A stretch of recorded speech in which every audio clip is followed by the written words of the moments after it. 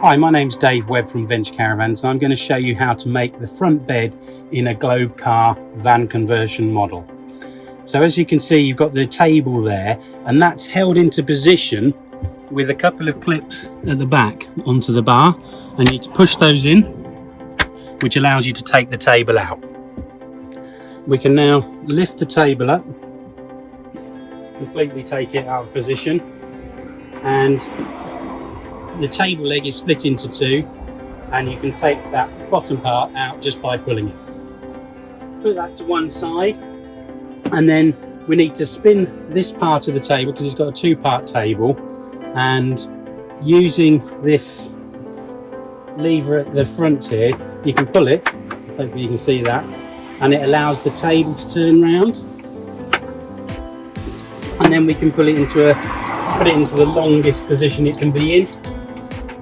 Drop that back onto the lower table bar and clip it into place to secure it in position. So all I've done there is push those back up from underneath just so that they're back into that sit position where they're sitting proud. As you can see, we've now got the table out in the long position, and the next thing we need to do is add the wooden bracket to finish off the table, and then we can drop the cushion on top of it. So this is the wooden piece that we need to add to make the bed for the full width.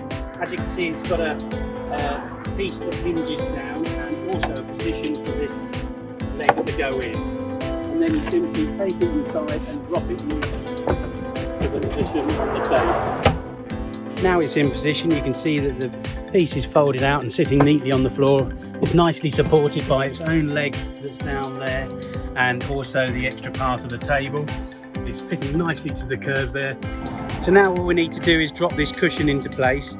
As you can see, it's a two-part cushion and it's joined in the center here, and then you can see that it just folds over, slots into place.